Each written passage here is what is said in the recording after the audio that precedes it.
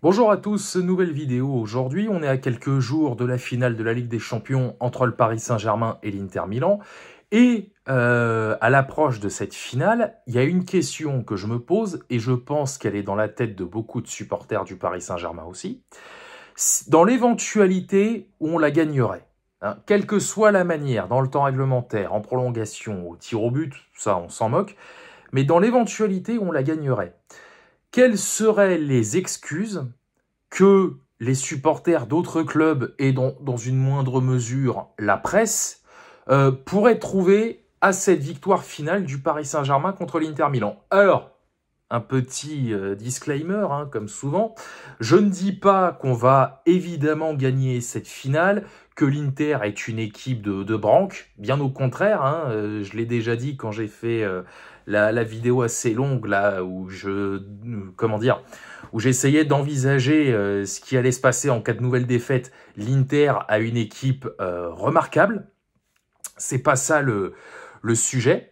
Simplement, depuis que la phase à élimination directe a débuté, donc pour nous c'était le 11 février face à Brest, on a droit à chaque tour à des excuses de la part, alors de supporters de l'OM, bien évidemment, mais eux, je vais y revenir bien entendu après, mais aussi de supporters du Barça, du Real Madrid, de beaucoup d'autres clubs, même des supporters lyonnais, comme si ça les concernait. Enfin bref, parce que, enfin après, les supporters marseillais, ça les concerne pas non plus, mais à la rigueur, voilà, PSG-OM, rivalité, machin, les supporters du Barça et du Real, à la limite, bon, même s'ils sont cons comme des manches à balai, je les comprends un peu plus parce que eux aussi jouent la Ligue des Champions, donc voilà, dans une certaine mesure, c'est compréhensible. Bref, donc depuis le début de cette phase à élimination directe, à chaque tour, on a eu droit à des prétextes qui justifiaient une qualification qui n'était apparemment pas méritée. Hein. Contre Brest, on a dit ouais, mais c'est que Brest, hein, comme s'ils avaient volé leur place en barrage. Contre Liverpool, on nous a dit ouais, mais c'était Liverpool, ils sont en baisse de régime depuis quelques temps, ce qui était factuellement faux. Hein. Et puis vous avez gagné au tir au but, donc c'est pas une vraie victoire, je sais pas quoi. Quand on a tiré Aston Villa, ouais, vous allez voir Aston Villa, ils vont vous démonter. Rashford, Asensio, Martinez, ils vont vous faire la misère. Et quand on les a battus, ouais, mais c'était qu'Aston Villa, c'était ci, c'était là, vous auriez affronté le Bayern, vous auriez affronté ci, vous auriez affronté là, vous auriez perdu. Et j'ai pas vu ce qui s'est dit après la qualif contre Arsenal, mais j'imagine que ça doit être du même, du même acabit. Donc voilà, tout ça pour vous dire que, alors, on y est habitué, hein, la question n'est pas là. Mais, en 2020, à la rigueur, je veux bien comprendre. Parce que le format était un peu particulier. Bon, encore que j'ai jamais entendu tout ce qui s'est dit sur le Paris Saint-Germain.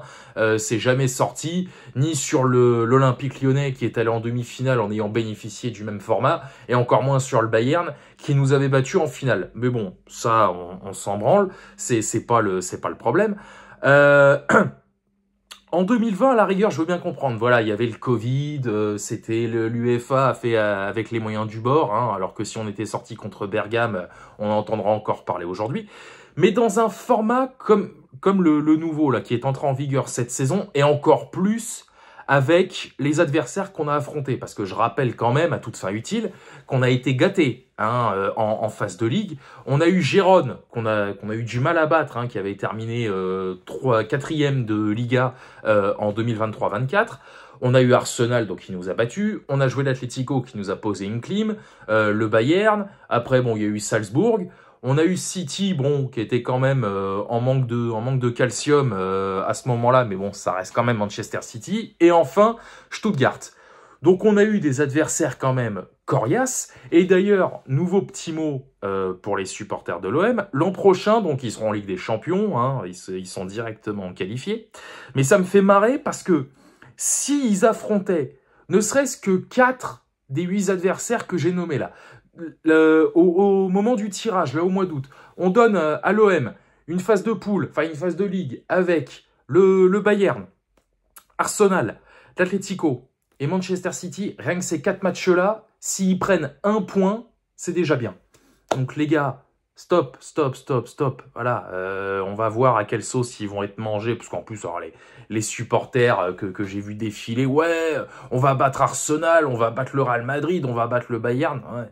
Essaye de battre Auxerre déjà, on verra après, hein, et sans parler du budget si possible. Bref, donc voilà, non, sérieux, je me demande vraiment si on gagne la Ligue des Champions là dans 9 jours, je me demande sincèrement ce que les supporters d'autres clubs et la presse vont trouver comme excuse pour décrédibiliser cette victoire. Alors, les Marseillais, alors ça pour le coup, c'est pas une excuse, c'est un fait, ils diront toujours qu'ils l'ont gagné en premier. Et ça, je l'ai déjà dit, on peut rien dire parce que c'est la vérité. Voilà, peu importe la manière, ils seront toujours les premiers à l'avoir remporté, ça on pourra pas leur enlever. Mais à part ça, genre ils vont dire quoi? Ils vont parler du pognon encore? Enfin là je dis les supporters de l'OM, mais de tous les autres, hein. Attention, les supporters de l'OM encore une fois plus, parce que voilà, PSG-OM, même championnat, machin, etc. Mais même les autres, ça va être quoi ensuite? Ils vont dire quoi? Ils vont dire que c'est le pognon, ils vont dire que c'est Nasser, ils vont dire que c'est l'arbitrage. D'ailleurs, je sais pas si ça a fuité la nationalité de l'arbitre. Bon, de toute façon, je l'ai toujours dit, hein, c'est pas la nationalité d'un arbitre qui décide s'il va nous niquer ou pas. S'il a envie de nous niquer la gueule, voilà. Qu'il soit anglais, allemand, néerlandais ou turc, on s'en fout. S'il veut nous la foutre à l'envers, il nous la foutra à l'envers. Donc voilà. Mais franchement, alors, encore une fois, moi, si on la gagne, tout le monde pourra dire ce qu'il veut.